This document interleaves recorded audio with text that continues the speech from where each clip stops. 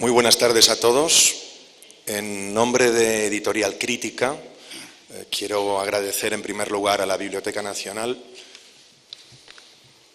en día hasta cierto punto o notablemente triste para ella, la amabilidad con que nos acogen.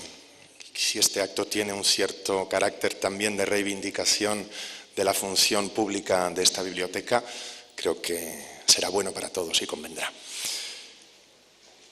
En nombre de Editorial Crítica quiero limitarme a señalar que esta historia de la literatura española, de la que hoy presentamos sus dos primeros volúmenes y que dirige José Carlos Mayner, autor de uno de esos dos volúmenes que aquí se presentan, el otro, el del siglo XVII, lo ha realizado Pedro Ruiz Pérez, que este proyecto supone la culminación de una serie de iniciativas relacionadas con los estudios literarios que Editorial Crítica, desde su fundación, ha tenido muy presentes. Sin ánimo de ser exhaustivo, sí quisiera recordar la tradición de publicaciones de esta editorial que han acabado desembocando de forma prácticamente necesaria, no podía ser de otro modo y yo creo que no en otro lugar, en esta historia de la literatura española que hoy presentamos.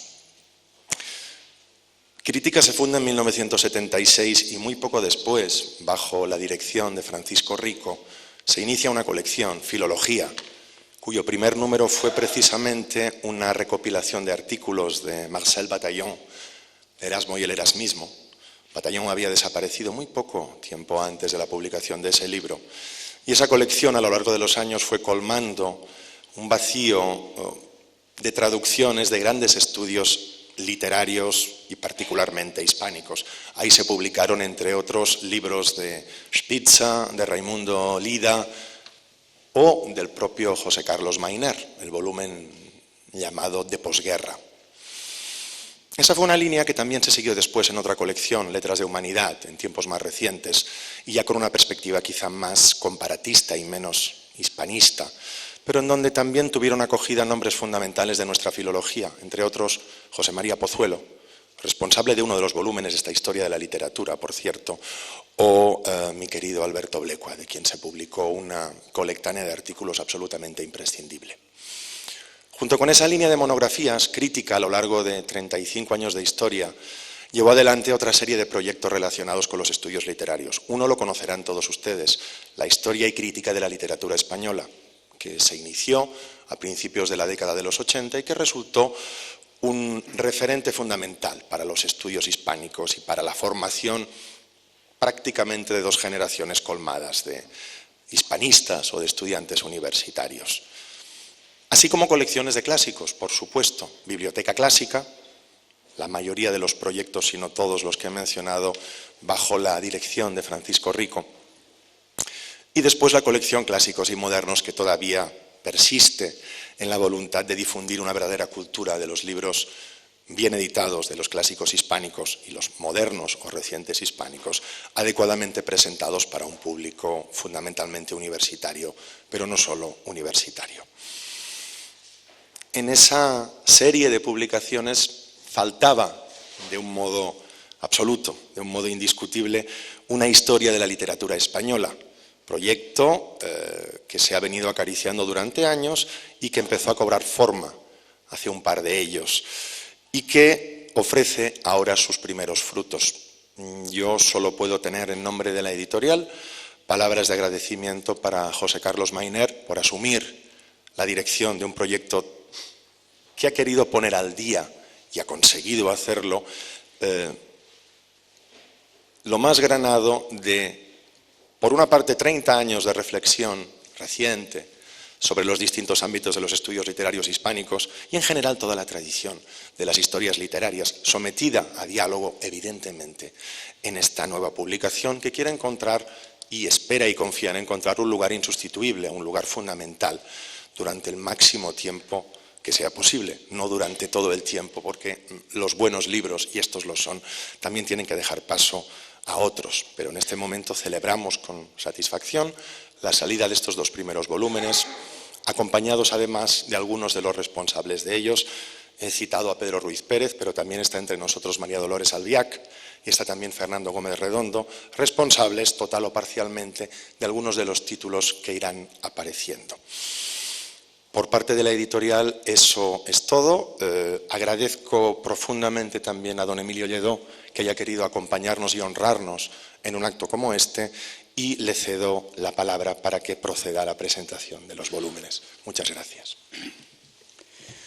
Bueno, en primer lugar, los agradecimientos en estas ocasiones, cuando se presenta un libro, no son muy necesarios, pero confieso que hoy precisamente me emociona estar en la Biblioteca Nacional, hoy precisamente, insisto, y hablar una vez más en esta sala tan acogedora donde hace años, varias veces, he intervenido. Y digo que me emociona porque yo creo que hay 3 o 4 grandes instituciones en la cultura española que son imprescindibles, que están necesitadas de cuidado, de mimo. Y una de ellas, tal vez la más, es la Biblioteca Nacional. Lo que pasa es que tal vez con esto de las modernidades, en lugar de este edificio hermosísimo, de esta escalinata que hemos subido tantas veces, tantos años, de estas salas donde hemos trabajado, de estudiantes, digo, hemos todos, yo mismo, en la sala de investigadores también, etcétera, que se pueda convertir en un gran libro electrónico aquí, donde tú puedas golpear, ¿no?, y decir, como el otro día, el maravilloso y genial dibujo del Roto. Dice, un virus informático ha estropeado Quevedo. Escoja otro autor. Pues bien, yo creo que los libros no tienen nada que ver con la digitalización. Es otro mundo distinto. Los libros nos acompañan. Son nuestro espacio teórico, nuestro espacio vital, nuestro espacio familiar. Yo lo digo hablando de mis propios libros. Los libros ya ni siquiera los leo. Cuando llega un momento de tu vida, ya los libros te leen y me hablan y me dicen, ¿cuánto tiempo hace que no me tomas entre tus manos? Y es verdad, antes cuando era un poco más joven, o mucho más joven, parece que había más furia, más energía, coger los libros. Ya no, hace el otro día descubrí uno que hacía años que no tocaba y era uno de los libros que yo más he trabajado y que más he querido, pero que por distintas circunstancias no estaba ahora en el horizonte de mis preocupaciones teóricas o de entretenimiento o de reposo o de imaginación. Por eso digo que es la Biblioteca Nacional la presencia de los libros. No puede nunca digitalizarse. Igual que no podemos digitalizar nuestra vida. Sería gracioso que viviésemos en una casa en la que en el momento de dejar el comedor ya no existiera el comedor. Y en el momento de dejar la cocina ya no existiera la cocina. Y en el momento mismo tal vez de pensar tú en una cosa, ya no fueses el que ha pensado las cosas anteriores. Los libros son un poco presencia, memoria, pero también futuro y también, repito, compañía. Pero bueno, yo no quería hablar de esto, quería solo que es que me he enterado de ciertas noticias y quería pues aludir a ellas. Creo que sería triste que por muchos problemas que hubiera en nuestro país, no supiéramos que el problema más importante, fundamental, es la educación y la cultura. Son los libros y el pensamiento, la reflexión, la vida, el diálogo que continuamente hacemos con ellos y desde ellos. Pero en fin, yo venía aquí a hablar de otra cosa. Han llegado estos días a mis manos los 2 volúmenes estos que son casi 1500 páginas. Como se pueden imaginar, no he podido leerlos enteros y me gusta leer los libros que presento, pero no hacía falta. También tengo que decir que me he leído por lo menos 3/4 partes. ¿Por qué? Porque no los podía soltar. porque me agarraron, porque es efectivamente una forma nueva de hacer literatura. Nueva, supongo que quiere decir que no ha desgastado el tiempo, que no ha oxidado el tiempo, que no ha diluido, que no ha descolorido el tiempo. Lo nuevo es lo que está siempre, pienso, presente. Pero lo nuevo es también lo que rompe el anquilosamiento de la tradición. Las tradiciones, por muy sagradas, se anquilosan. Lo que hace falta es pensar en las tradiciones. ¿Por qué existen estas tradiciones? ¿Por qué es memoria una tradición? Una tradición anquilosada, una tradición acartonada. Es una tradición que no sirve para nada más que para, como una gran frase hecha del pasado, llegar hasta nosotros. Bueno, pues la novedad de esta historia es precisamente que es una historia literaria que no se parece demasiado o casi nada a las otras. Al menos en estos 2 volúmenes que yo he casi leído y en los que el espíritu de José Carlos Mayner seguirá influyendo en el resto de los otros volúmenes. Hay como un espíritu, como una línea que identifica un estilo, una manera de pensar, una manera de ver. Cuando yo era estudiante en la Facultad de Filosofía, que todavía no se llamaba Complutense, la Universidad Central de Madrid, teníamos un manual, no voy a decir el nombre, de historia de la literatura, que era como una carretera. Había pequeñas estaciones, no sé, el libro de Buen Amor, no, ni siquiera eso, Arcipreste de Hita, Cervantes, eran estaciones.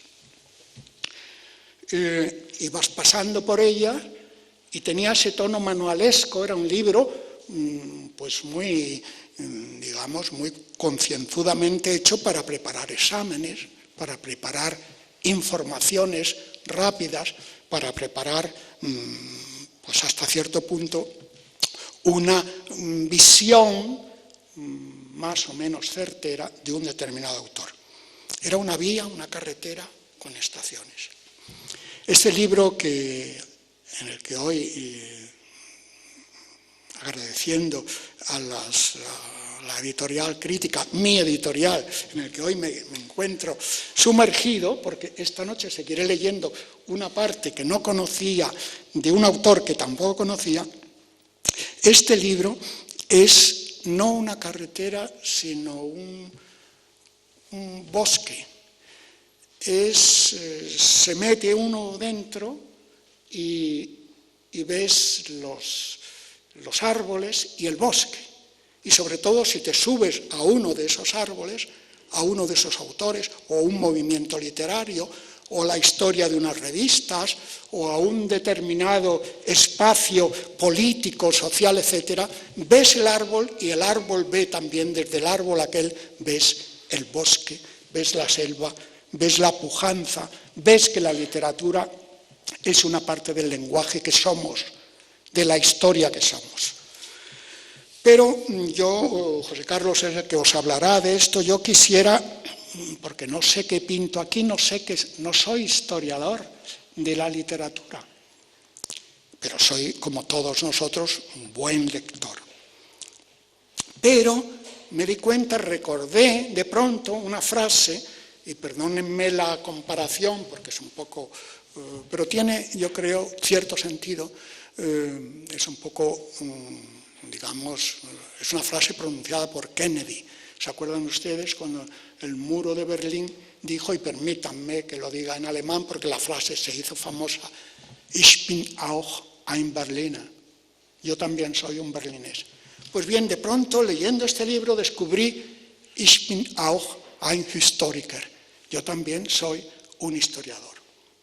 Es verdad que un historiador de otra cosa literaria que se llama filosofía.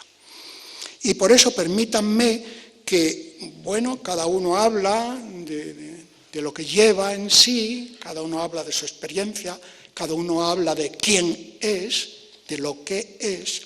Permítanme que haga una leve reflexión, rápida reflexión, sobre el sentido de una historia de la literatura.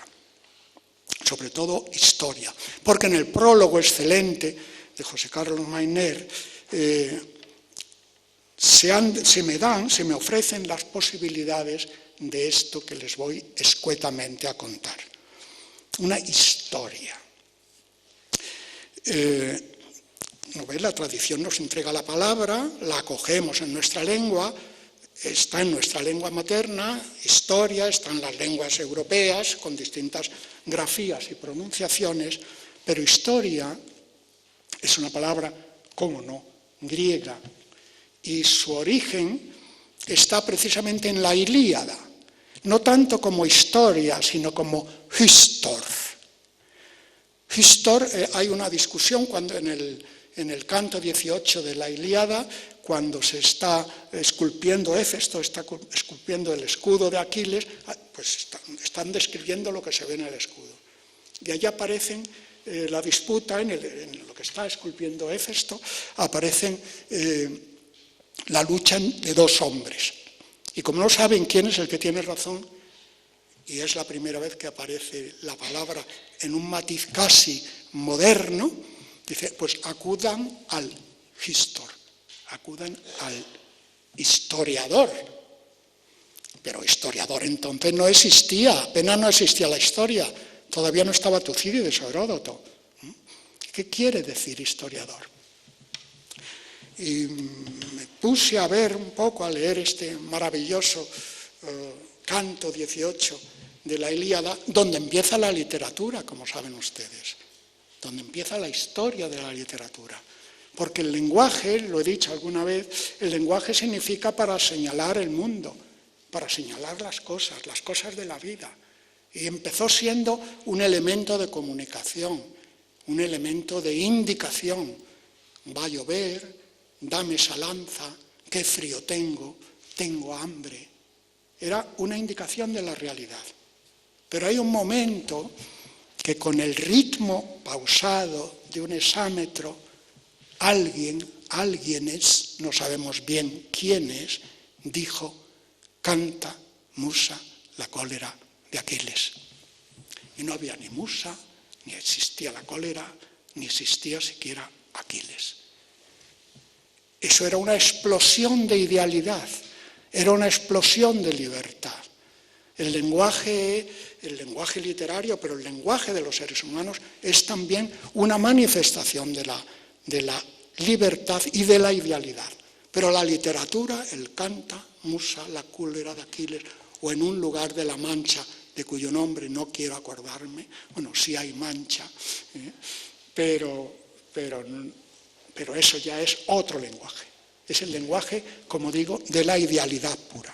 Pues bien, ese histor que tiene que dirimir quién tiene razón en una determinada disputa, lo hace por tres características fundamentales, que está en la misma etimología de la palabra histor, que es el que ve, el que ha estado allí, el que ha visto.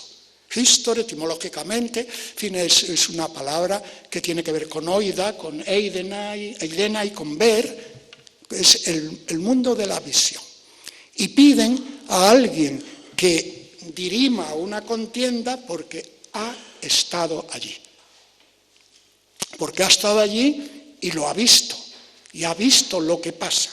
Pero no solo eso, no solo basta con haber estado allí o haberlo visto, sino que además hay que decir lo visto, hay que comunicar lo visto. Y eso implica, por supuesto, una cierta responsabilidad.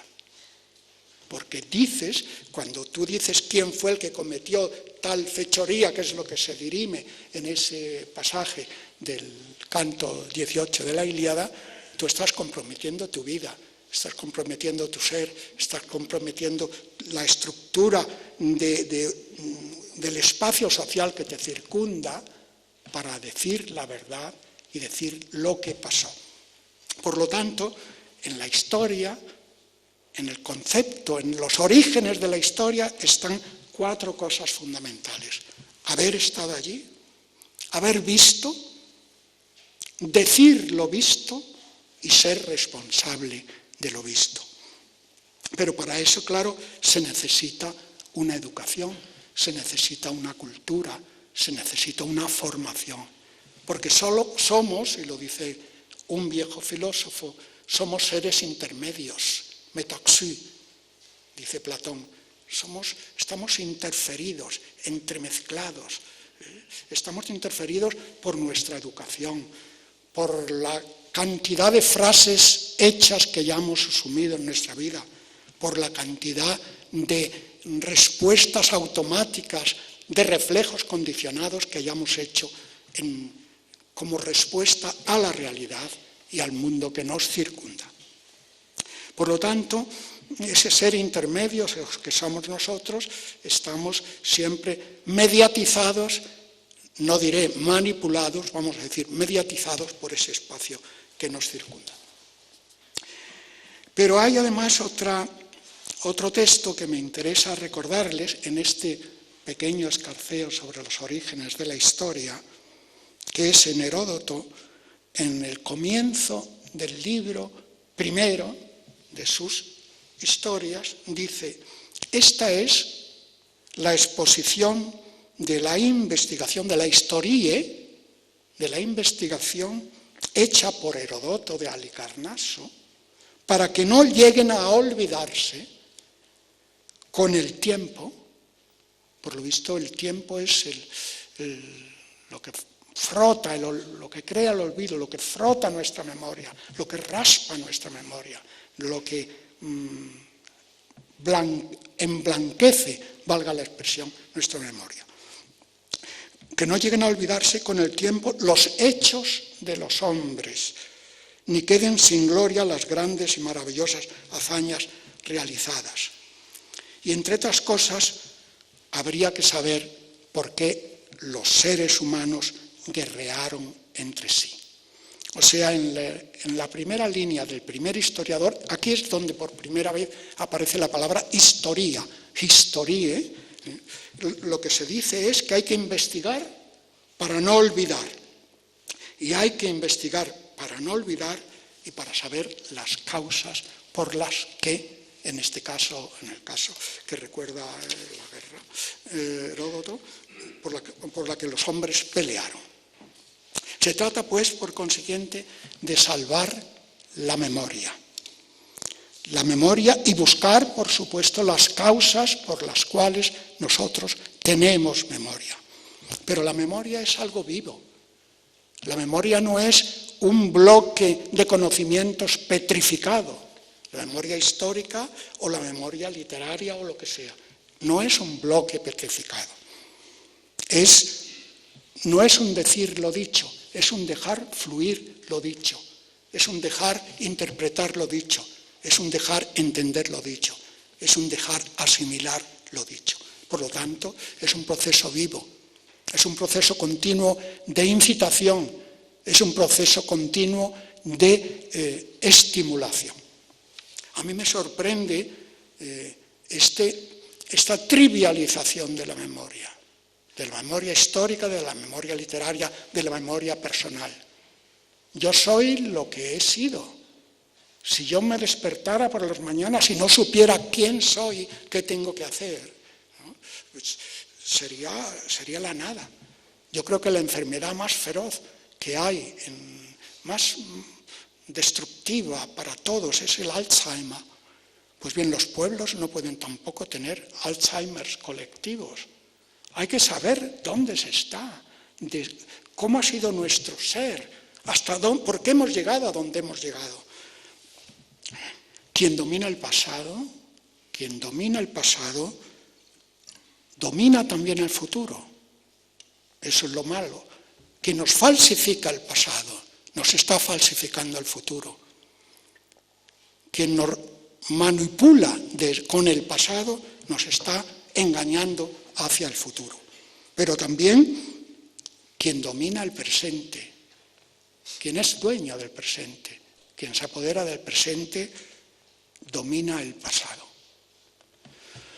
Por tanto, A mí me sorprende ciertos debates y todo esto tiene que ver con una historia. Tú me has dado pie para esto. Una historia de la literatura. Historia es también ser testigo de historia de la literatura, de lo que de verdad se dijo, de lo que de verdad se urgió, de lo que de verdad se fue gestando en la estructura social completa, entera del país del cual esa literatura es expresión. Por eso me parece un error inconcebible. Estamos en un país democrático y uno tiene derecho a decir lo que opina. Me parece un error inconcebible esa obsesión por borrar el pasado colectivo. Igual que yo no puedo borrar mi pasado intelectual. No sería nadie, porque además mi pasado es la lengua en la que estoy, pero la lengua materna en la que estoy asentado, pero sobre todo la lengua matriz que he llegado a hacer de mí mismo. Lo que dice mi ideología, lo que dice mi manera de pensar. Una de las cosas, yo creo, para la filosofía y para la literatura también, una de las cosas más interesantes, creo, es cómo se construye nuestra ideología. ¿Por qué pensamos lo que pensamos? ¿Por qué somos lo que somos? ¿Por qué decidimos o por qué hacemos lo que hacemos? Ese es el tema central de nuestra personalidad como individuos, de nuestra personalidad como sujetos singulares, pero al mismo tiempo como parte desde una lengua, desde una literatura, de una memoria colectiva, tenemos siempre que tener fresca, fluida, fluyente, ágil, visible, presente, iluminadora la historia de nuestro pasado. Como digo, a mí me parece una aberración total esa obsesión por borrar el pasado colectivo, por olvidarse del pasado colectivo y quién sabe si individual. Porque aparte de interpretaciones psicoanalíticas, de ese querer borrar el pasado, podría ser una clave, esa obsesión de borrar el pasado, podría ser una clave para justificar cualquier vileza del presente con la esperanza de que jamás será recordado. Y ese miedo de que efectivamente algo pueda recordarse, es tal vez lo que hace que se predique, sí, porque además hay algo de apostólico, esa aberración del olvido. Somos efectivamente seres efímeros, seres montados en los días, seres que fluyen, como el famoso verso de Píndaro, que fluyen por los días, que fluyen por el tiempo. Pero al mismo tiempo hay una forma de inmortalidad que es la colectividad y otra forma de inmortalidad humana que es el surco del tiempo en el que se clava, se afirma, se solidifica la escritura, lo que los hombres han hablado, lo que los hombres han sentido, lo que los hombres han querido. Por lo tanto, el testigo del término histor, ese testigo utiliza las palabras, dice lo que ha visto, y dice lo que ha visto y al mismo tiempo él transmite lo que quiere decir, lo que pretende decir. Es una historia de significados, una historia de contenidos, una historia de comunicaciones. Y ese querer transmitir lo que hemos vivido, ese querer transmitir lo que hemos sentido, lo que hemos percibido, es también un fenómeno de educación, un fenómeno de cultura, un fenómeno de inteligencia y de interpretación. Memoria histórica, pues, memoria histórica de lo que vimos, de lo que sentimos, de lo que sabemos, una memoria de hechos, de sucesos y de interpretaciones. Y al mismo tiempo una memoria literaria, una memoria de lo que vieron los otros, de lo que nos contaron, de lo que supieron. Pero no lo que se dice, sino lo que hemos sido capaz de ir pensando sobre eso que fue dicho, sobre eso que fue visto, sobre eso que fue analizado. Eso implica, claro está, una presencia de la memoria, y la presencia de la memoria son, como digo, los libros, la objetivación de la memoria en los libros. En un momento, en un diálogo platónico, se recuerda que Sócrates pregunta al esclavo de Menón si sabe quién es. Dice, ¿cómo voy a saber? Si sabe la lengua griega, si conoce la lengua griega, podrá decirte quién es. Y ese esclavo de Menón, ese decir lo que eres, es lo que permite hasta cierto punto que una determinada colectividad establezca un diálogo concreto sobre los sentidos de lo dicho, sobre las palabras y los matices de lo dicho, sobre los contenidos de lo dicho. Pues bien, hay una necesidad de la literatura, y esa necesidad de la literatura nos permite hasta cierto punto hacer aflorar en nuestra personalidad un elemento fundamental que es la filía, el amor, la tendencia, la necesidad de comunicación. La filía es, pues, la manifestación de lo que constituye, junto con el lenguaje, el momento fundamental de la vida humana. El momento de los afectos, así como con el lenguaje tenemos una relación de algo en lo que estamos, con los sentimientos no tenemos esa misma relación. Por eso la literatura es manifestación de esos sentimientos y es la expresión, como digo, de una idealidad libre, de una idealidad abierta, de una idealidad que de por sí mismo es fruto y manifestación de la libertad individual. Esta historia de la literatura es, en el fondo, una manifestación de unos autores que han visto, que han querido ver, que han querido traspasar en esas capas solidificadas de la cultura, de las letras, han querido ver algo nuevo, algo distinto, algo estimulador y algo, repito, fluyente. Otra forma de entender es, pues, lo que se da en estos libros, en estos dos primeros libros.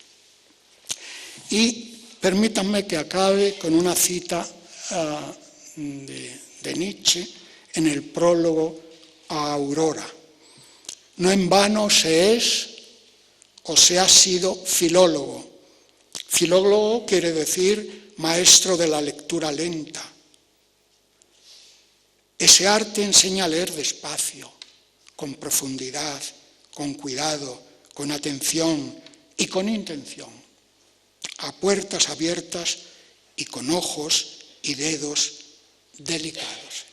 Pues bien, a eso nos invita la historia de la literatura que publica la Editorial Crítica y que dirige José Carlos Mainer.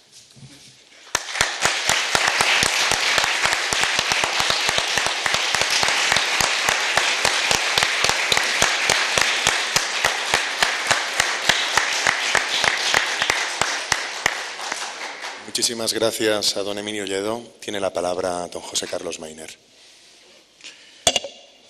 Muchísimas gracias y muy buenas tardes a todos los que han venido a acompañarnos en esta presentación de la historia de la literatura española de Editorial Crítica.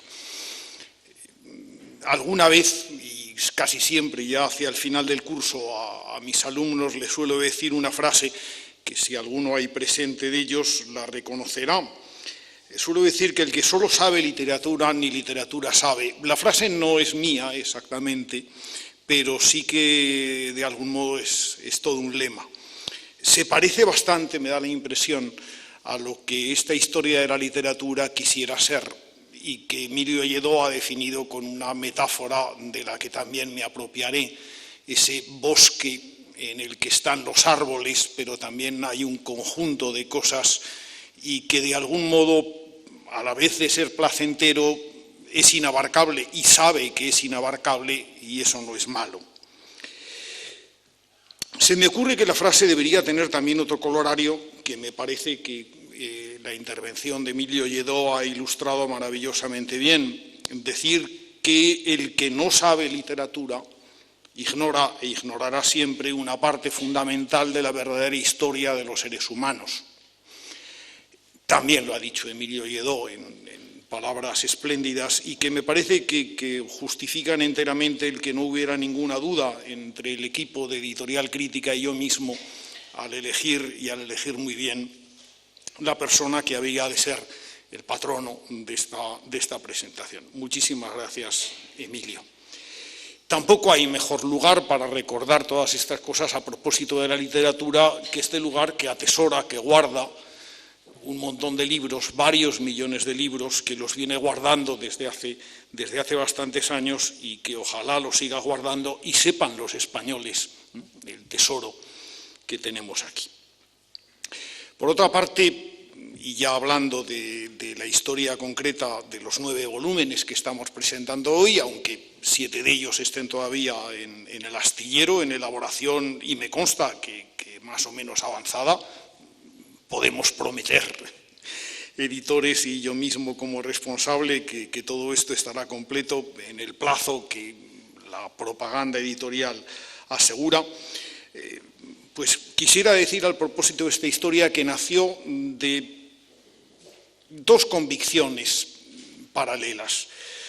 Por un lado, de que convenía recoger y sintetizar, lo ha dicho Gonzalo Pontón Gijón, pero me gusta repetirlo, convenía recoger y sintetizar la tarea universitaria de los últimos 30 o 25 años, que yo creo que han sido particularmente fecundos en el terreno de la filología española.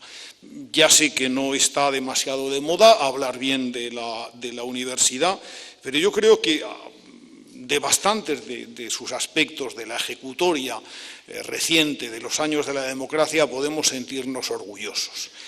Este trabajo filológico, que algunos han tildado de un trabajo neopositivista porque se ha fijado mucho en las ediciones de los textos, ha tenido una enorme ventaja, el culto al texto fiel, y ha tenido otra no menos importante.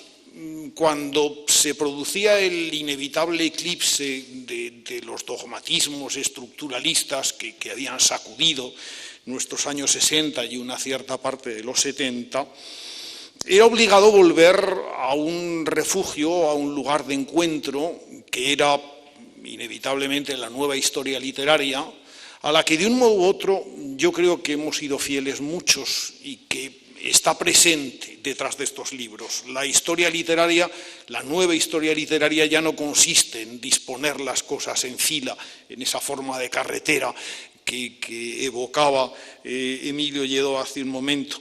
No, consiste en explorar a la vez del camino principal los caminos secundarios, en contar las cosas de otro modo, en traer al terreno de la historia de la literatura todas las sugestiones que nos proporcionan otros modos de conocimiento, otros modos de expresión, las circunstancias sociales, por supuesto, pero también las decisiones espirituales que en un momento determinado se puedan tomar, etc. Y todo esto, y es la segunda convicción que yo tenía, había que decírselo no a un público meramente académico, porque ese público, bueno, pues maneja unos instrumentos, unas herramientas de primera mano y lógicamente, claro, que utilizará en un momento determinado una historia de la literatura como almacén de conocimientos, y bien está que así sea. Pero deseábamos ir un poco más lejos a la búsqueda de un público que existe, ese público con una preparación suficiente, con interés por cosas variadas y que quiere leer libros. Y por lo tanto, lo primero que tiene que ser un libro, aunque sea una historia de la literatura, sea algo que se pueda leer en forma de continuidad. No daré más vueltas al asunto. Diré simplemente que se trataba de reivindicar la noble condición del ensayo para nuestra historia de la literatura. La palabra ensayismo y ensayística en ciertos medios académicos ha tenido muy mala prensa. Cuando una tesis doctoral estaba bien escrita, a veces se decía en tono despectivo, excesivamente ensayística, y la palabra ensayística pareció ya un sinónimo de frivolidad. No, un ensayo es otra cosa. Desde luego un ensayo requiere, muy en primer término, estar bien y convincentemente escrito sobre todo. Requiere saber contar las cosas, requiere saber agruparlas, requiere riesgo y a veces requiere, como los buenos trapecistas antiguos, trabajar sin red, o por lo menos sin una red excesivamente visible de referencias, de posibilidades secundarias, etcétera. Requiere, en definitiva, esa capacidad de síntesis que, en cualquier caso, sabe autolimitarse y sabe que, por supuesto, en el mundo de las ciencias humanas, cualquier síntesis es más una exploración o una conclusión provisional que algo con pretensiones de definitivo. Esto era el libro que me invitó a hacer Gonzalo Pontón, mi editor de tantas veces, el fundador de Editorial Crítica, esa persona a la que se remite algo de lo más significativo que en este país se ha hecho en el mundo de la edición universitaria, de la edición de reflexión. Crítica es seguramente uno de los nombres mejor elegidos que puede haber para una editorial. Recordaba a Feijóo que crítica, y en el fondo él se quejaba, pero decía, crítico es ahora todo. Es que crítico tiene que ser todo. La marca de la emancipación de la cultura en busca de la libertad humana ha sido precisamente someter a crítica, a escrutinio, todos los conocimientos. Y que una editorial se llame Crítica me da la impresión de que resume todo lo que podíamos desear los que tenemos la suerte de formar parte de su catálogo. Bueno, ahí estaba la invitación de Gonzalo Pontón, que a lo mejor yo no debía haber aceptado jamás, porque luego me dio muchísimo trabajo y también me ha dado muchas satisfacciones. Y ahí estaba la necesidad de contar con unos colaboradores. Todos, prácticamente todos, a los que hablé desde un principio, porque eran las personas en que estaba pensando, me dieron el sí. Todos se pusieron a trabajar, todos soportaron el que yo les enviara circulares, comunicaciones, donde seguíamos hablando del proyecto. Acudieron a una reunión donde lo acabamos de perfilar, aceptaron unos plazos que siempre son cortos, y ahí está el primer resultado en forma de estos dos libros. En el prólogo general que reproducen todos y que lleva mi firma, yo empiezo por decir algo que en una editorial que se llama Crítica pienso que se entendió perfectamente y que además era obligado. Nuestro propio título, Historia de la literatura española, tenía que empezar por saber que esos tres términos que lo componen son de naturaleza cultural, no designan abstracciones permanentes y estables, sino que posiblemente y afortunadamente para todos son términos movedizos, son términos en definitiva que se van definiendo de una manera diferente cada vez. Historia es por supuesto lo que Heródoto sabía, pero después ha sido otras muchísimas cosas y realmente no sin razón para ellos. Algunos discuten la necesidad de que exista la historia. Literatura no es lo mismo, por supuesto, en la Edad Media que en el siglo XVI, que en el siglo XVII, que en el siglo XVIII o que en nuestros días. Literatura es un concepto móvil y la palabra español, que en este caso designa algo estable y permanente a lo largo de la historia de la literatura española, que es la lengua en la que está escrita, pues ni siquiera ahí es demasiado estable. defiendo yo allí que decimos castellano y español con la misma legitimidad, por otra parte, muchas veces según el punto de vista desde el que lo usemos, y en todo caso en dos palabras que son afortunadamente sinónimas, sin mengua, o no debieran tenerla la una de otra. Pero lo español como concepto, como lo que es capaz de abarcar, evidentemente ha sido algo muy distinto en muchas épocas. Don Américo Castro, que tenía esa sana costumbre de meter a veces el dedo en el ojo de las cosas que le fastidiaban, recordó oportunamente, y él había aprendido en un filólogo suizo, que no deja de ser curioso, y ustedes lo saben seguramente, que el mismo gentilicio de español es seguramente una palabra extranjera, suena por lo menos a provenzal, y es que es muy difícil que los españoles se reconocieran precisamente como tales con ese término que seguramente es un préstamo de otra lengua. Viene a decir algo con respecto a ese contexto común que se llama España, a esa condición de español, que en definitiva es una condición que se ha ido y se irá haciendo con el curso del tiempo. Todo esto había que tenerlo presente. Toda esta condición cambiante de las cosas había que tenerlo presente en la construcción de ese bosque que pretendíamos construir. Y yo creo que el diseño de esta historia, pero sobre todo la realización que cada uno de sus redactores le ha dado, pues lo recoge de algún modo.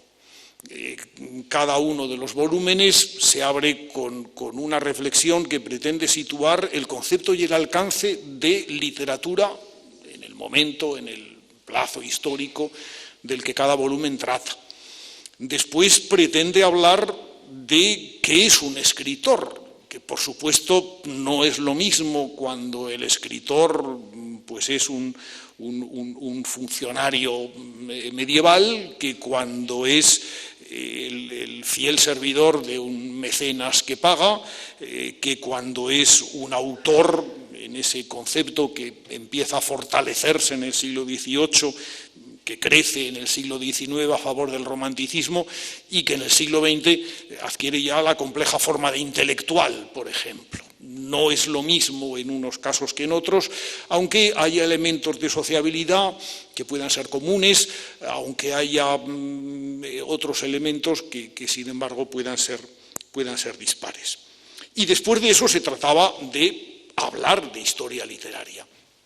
Pero yo quería que sentados esos dos conceptos generales, que es literatura en cada momento, que es un escritor en cada momento, nuestra historia literaria no fuera o no tuviera como motivo fundamental una agrupación más o menos artificiosa de obras o de generaciones de autores, etc. Yo quería que fueran las obras literarias en concreto, es decir, ese punto donde convergen todas las fuerzas de la tradición y de la innovación, de la creatividad y de lo que viene de atrás, del pasado y del presente, en definitiva, y del futuro, pues que fueran obras literarias concretas, obras maestras, las que ocuparan un lugar preeminente. Y que en todo caso, a través de esas obras, conociéramos a los autores, que en buena parte habían sido escritos o descritos antes, y que conociéramos también el curso de esa misma historia literaria. De los otros apartados son los comunes.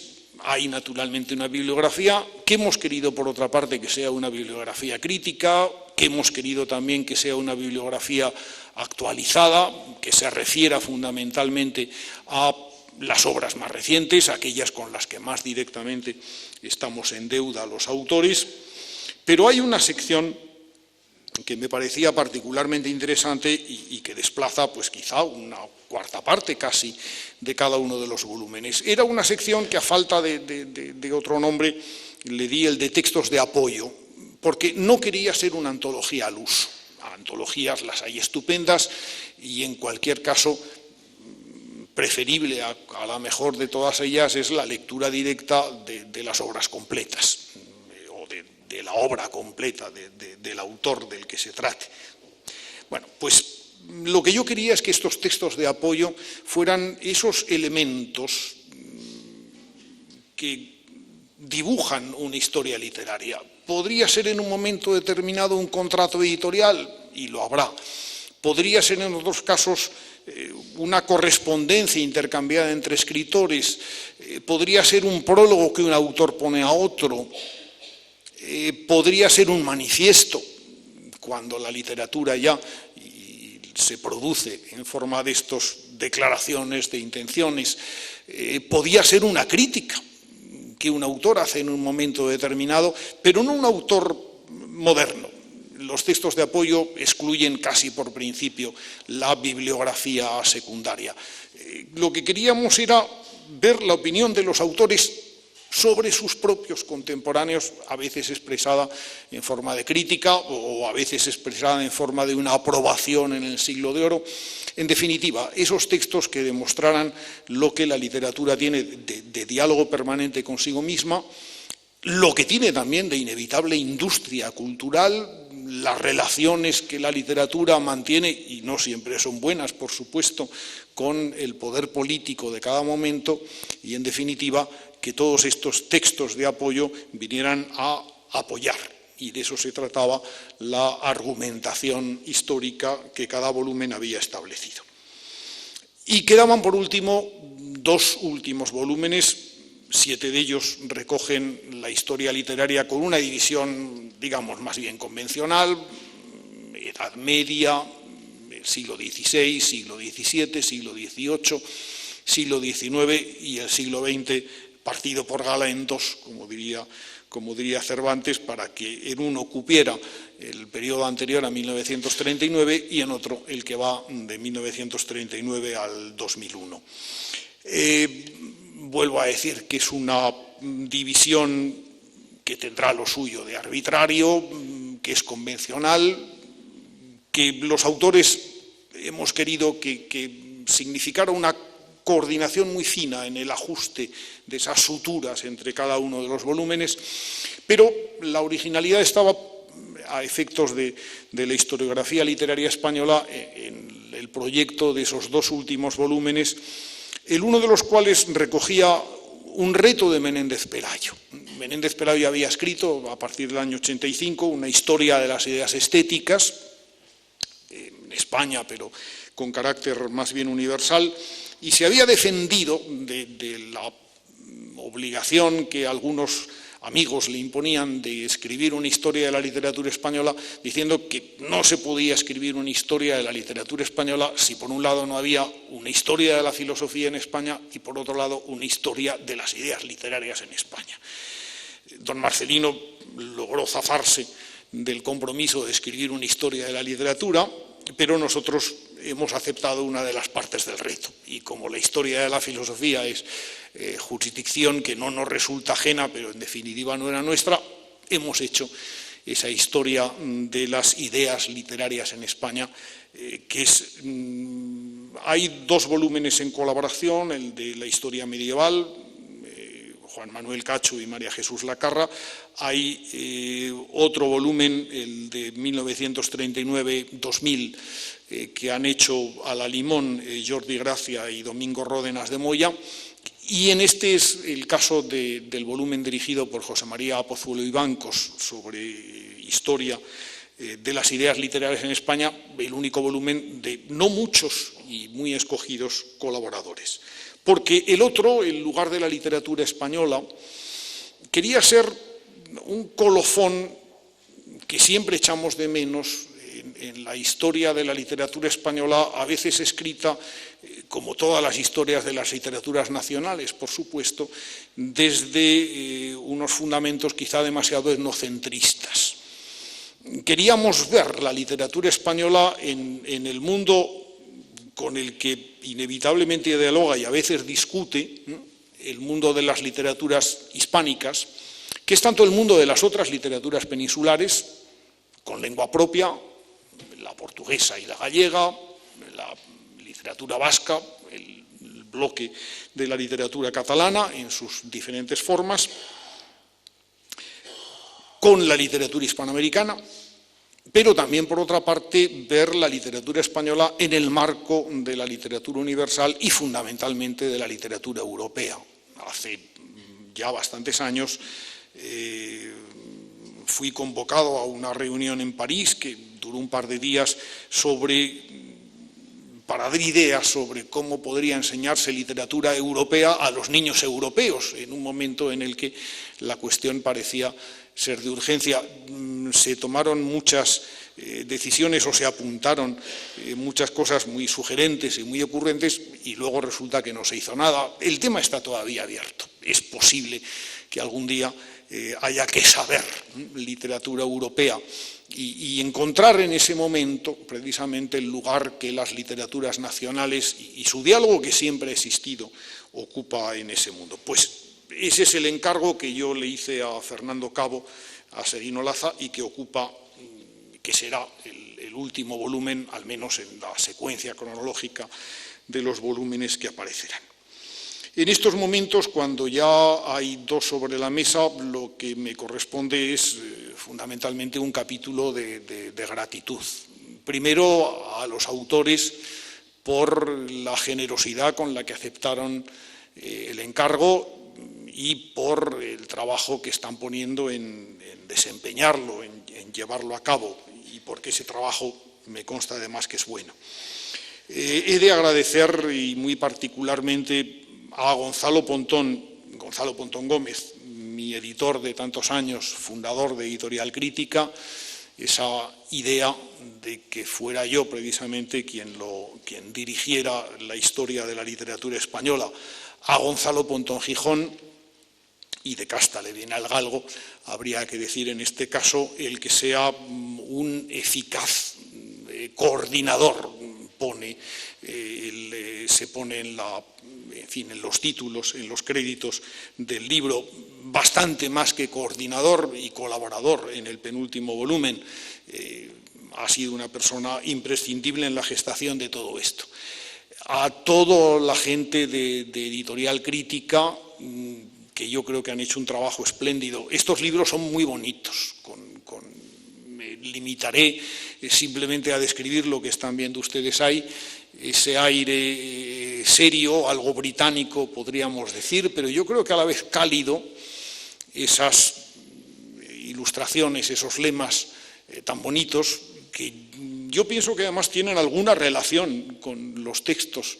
Ese gato que aparece en el tomo de Modernidad y Nacionalismo, pues quizá algo tiene que ver con ese emblema de la modernidad que son los gatos de Baudelaire, posteriormente tan ricamente comentados, y ese suerte de gigantesco rodaballo que es salvajemente arponeado por unos hombres salvajes, también pienso que tiene que ver con esa imaginación de la literatura barroca de la que ha tratado Pedro Ruiz Pérez. Pero esos volúmenes, ese trabajo que yo creo que ha sido espléndido, en volúmenes tan extensos, con un índice minuciosísimo, yo no sé si con erratas, pero creo que no las tiene.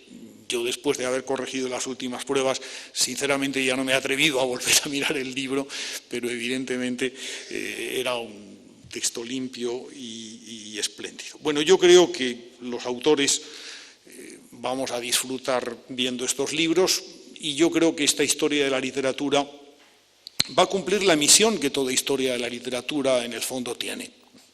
Es la de ofrecer una síntesis de un trabajo que han hecho otros, y nosotros mismos, evidentemente, los autores hemos ido haciendo en estos años. Es crear un nivel de conocimientos, es asentarlo y es esperar a que se produzca no un destronamiento. Las historias de la literatura de verdad no se destronan, se suman en principio.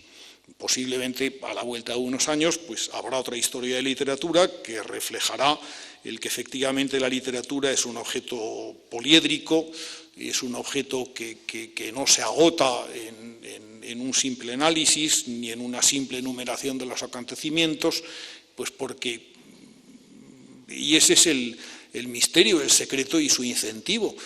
Cada uno de los elementos que lo componen, recordábamos antes, son variables. La historia se concebirá de distinto modo,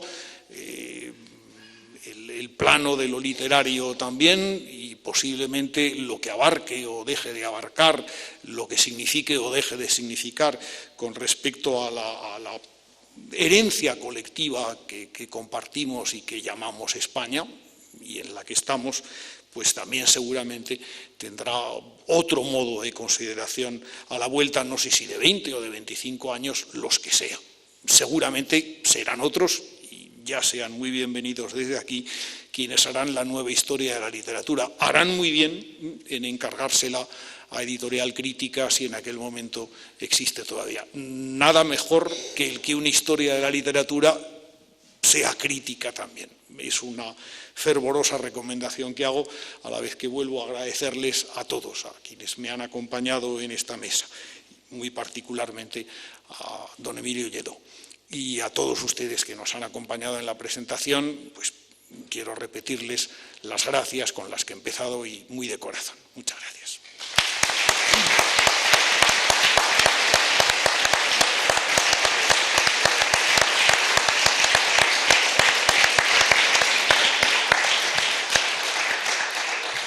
Muchas gracias a don José Carlos Mainer. Disponemos de brevísimos minutos, pero alguno queda y será cortés aprovecharlos para alguna pregunta que quiera surgir entre el público, para algún comentario u opinión que se quiera expresar.